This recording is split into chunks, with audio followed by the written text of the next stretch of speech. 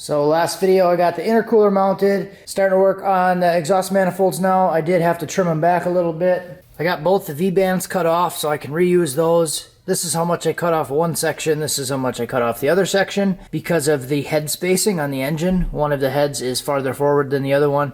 So essentially what I did was measure from the radiator to where I needed the cut to be. And both of the cuts here are 10 inches from the end tank on the radiator. So they're 10 inches, they're like within 1/8 of an inch, they're really close. But the issue that causes now is that the collector doesn't really line up. So I just took adjustable wrench and kind of tweaked the centers out, like this little divot. I pulled them out a little bit so they do match essentially all the way around. Now what I think I'm going to do is I'm going to make like some little relief cuts in this and then bend those in so it'll match the inside of the V-band.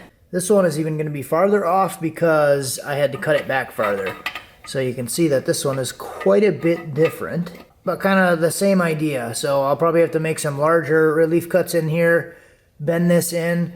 What is interesting though is the bend on the collector does kind of match the radius of the V-band pretty closely for most of it. So should be minor tweaking on the bend, and then I'll have to pull that in. And then I'll have to figure out what I want to do here. I'll probably just pinch this in and weld it shut. I'll kind of just be able to weld a bead right on the end of that, and that should be okay. So we'll see how this goes. I'm going to make the cuts, bring it in, and then I might be able to just weld it and then grind it down and kind of take the flap wheel of the whole collector section and blend it in. So I'll get working on that. We'll see what it looks like. All right, here's kind of what we got so far. So made the little cuts, hammered them in. Does pretty much fit nicely all the way around. So now I'm gonna first weld this piece shut. Then I'm actually gonna purge this thing. So I'll get some tin foil and cover all the holes and start welding everything on. Okay, so I got the end caps on. All the holes plugged with my hose coming into this runner. So what I'll do is I'll turn this on like 5 CFH and then I'll have gas come out of there. Basically fills the tube with gas and then I can get gas on the back side of the weld. So we're gonna do that. I'm gonna weld all these shut and then just kind of work my way around. I did a couple beads on there already. That was just with the regular like number 6 gas lens. So I did end up putting my FUPA cup on there. So that should give me a lot more gas coverage. I'll have good coverage on the front side and the back side.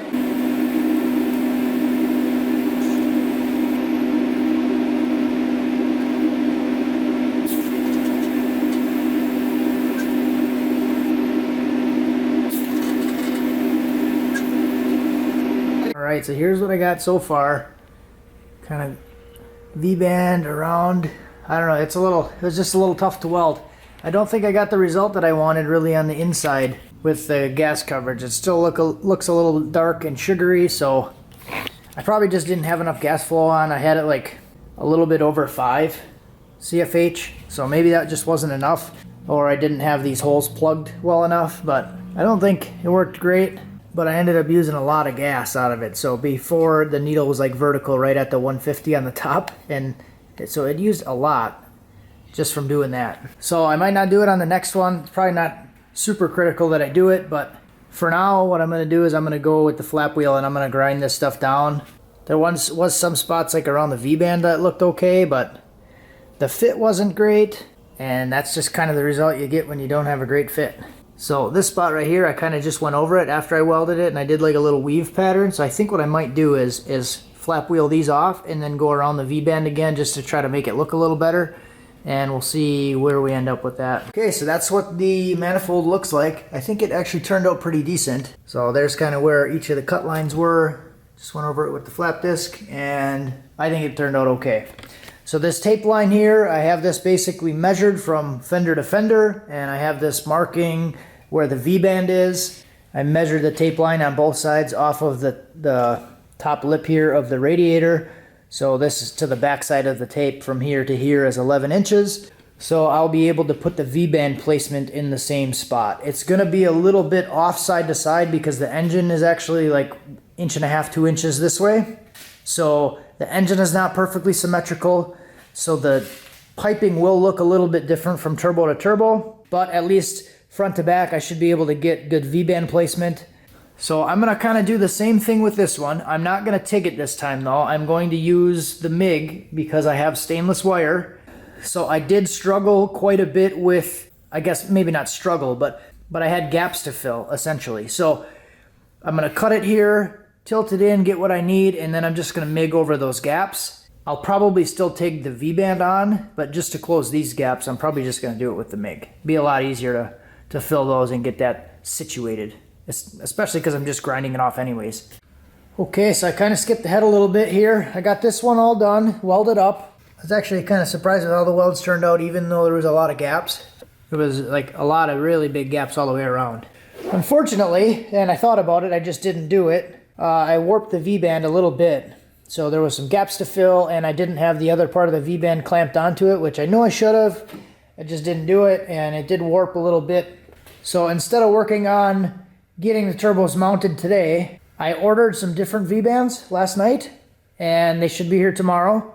These are actually a female V-band, and these don't have the little lip on the other end of it, so I ended up ordering a different set of male-female V-bands, and those will be here tomorrow. The ones I did order also do have the quick release on them, so those are pretty cool. I used the quick release V-bands for the first time on the Escalade when I was building that, and I really like them.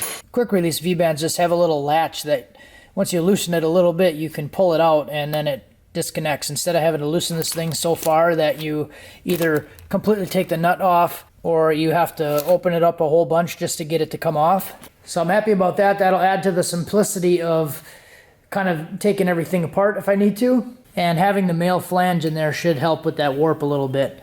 Next, you can see I got a little contraption going on here. So I went and got some parts today to make this little jig. Basically what I'm going to end up doing is, this is a 3/8 threaded rod, and I'm going to cut that, and I'll be able to hang the turbos from that thing. So I'll kind of make a little plate to hang the turbo from. Then I'll have some adjustability on this. So that's kind of what that's for. It's just a piece of angle, and then I used some of that rod that I bought and a little piece of flat right here, just bolted it in. This isn't like structural, it's just to kind of hold it from moving forward and backwards. Then the angle just kind of sits on the lip of the fender. So I did measure everything out here. Pretty decent, I guess. It's pretty close. So essentially looking straight back to where the center of the turbo is going to mount. And then this is kind of centered here. So it's about 5 1/4 this way, 5 1/4 this way. And then the hole ends up being 5 1/4 from the fender. And then we got pretty much all the same measurements here. Like I said, it's not perfect, but it's pretty close. And then the center of the turbo, essentially where the oil feed fitting is, will be straight down from this. It does give me a decent amount of room in there. So my plan is to do, wow, there's a lot of crap here. So my plan is to do like a quick 90 off of this into the exhaust housing. So I did get these awesome thick stainless 90s. So I'll come right off the V-band with these guys. And then what I'll do is I'm going to go to this reducer. It's a 3-inch to 2.5-inch reducer, and that'll go into the 2-inch V-band on the turbos. And then I plan to do the wastegates off of the exhaust housing. And then since they're mirror turbos, I'm going to put the one with the rotation counterclockwise on this side. That way it comes out of the compressor on the top of the turbo and then in right into here. So I'll probably jog it down a little bit and then right into there. So that'll be next video. I know it's kind of a lot of explaining and there's a lot of mess going on here, but wait for the next one. I'll do it and you'll know what I'm talking about.